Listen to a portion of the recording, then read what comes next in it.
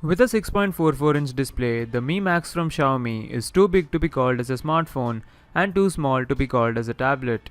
It's not the first time that a smartphone manufacturer has come up with such a huge phone, but Xiaomi has done things right by pricing the Mi Max quite aggressively without compromising on features. So is this new phablet from Xiaomi worth its price tag? Let's find out in my full review of the Mi Max. The Mi Max in a lot of ways is basically a stretched out Redmi Note 3. You do get the same metal body design on the phone, which looks very nice and feels premium as well. Initially the Mi Max is quite an intimidating phone to use, but after using it for about 2 to 3 days, I did get used to the bigger display. It feels quite weird to talk on such a huge phone, but Xiaomi has made the Mi Max quite thin so it is easy to hold. On the back of the phone you have a 13 megapixel camera along with a fingerprint sensor similar to one on the Redmi Note 3. The front houses a 5 megapixel camera along with the earpiece, 3 capacitive buttons and the humongous 6.44-inch display. The right hand side has the power button and the volume rockers which do feel solid, and the left hand side houses the SIM card memory card tray. On the bottom is the micro USB port along with a speaker and a microphone, and the top houses the headphone jack along with an IR blaster.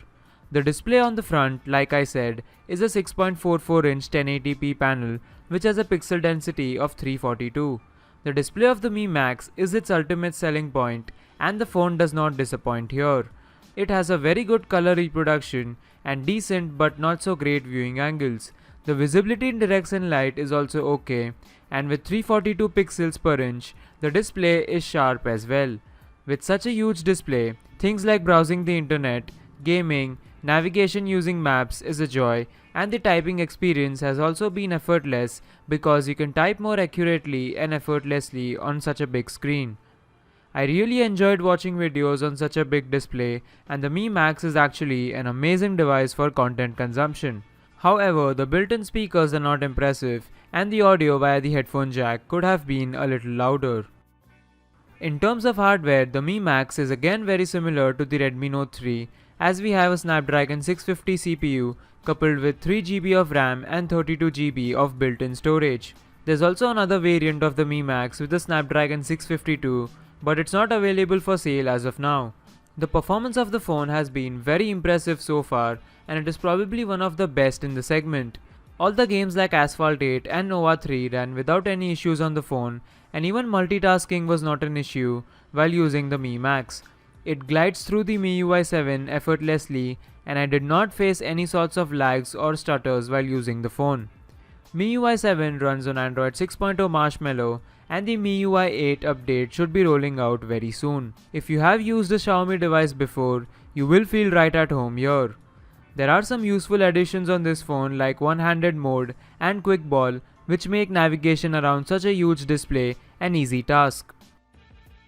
The Mi Max also has a 16 megapixel f2.0 sensor on the back and a 5 megapixel camera on the front. The camera interface is like any other Xiaomi device, and you do get a full-fledged manual mode on the phone.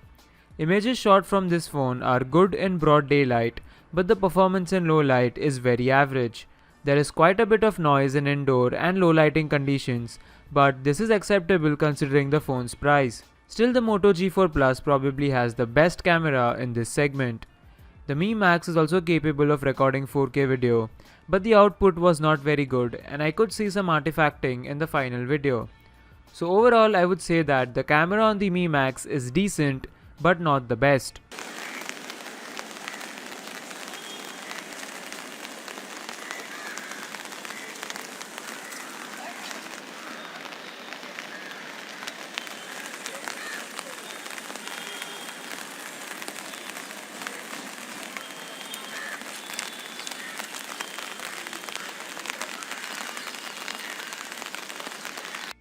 Moving on to the battery life, here's where the Mi Max shines again.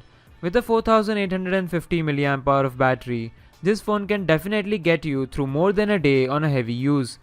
As you can see from the battery stats, I did use the phone quite heavily, yet I ended up with 30 to 40% of battery at the end of each day. So battery life is not an issue, and you're definitely going to love the battery backup of this phone. The Mi Max also supports dual SIM cards, and the nano SIM card slot can also be used as a micro SD card slot. I did use the phone with 2 SIM cards and the network reception was top notch. It supports VoLTE and 4G, so I had no issues in using my Reliance Jio SIM card with the phone. So finally, for a price of 15,000 rupees, is the Mi Max a good phone?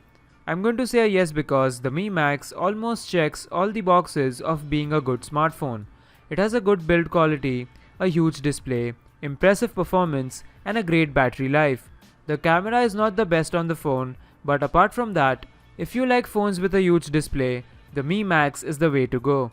At 15,000 rupees, you really can't go wrong, and personally, I think the Mi Max is an amazing phone for content consumption. That wraps up my review of the Xiaomi Mi Max. Do give this video a like rating if you liked watching it, and do let me know your views about this phone in the comments. Don't forget to subscribe for more upcoming reviews, and if you'd like to see a review of the new Redmi 3S, then do let me know in the comments. Thanks for watching, and I will see you guys in the next video.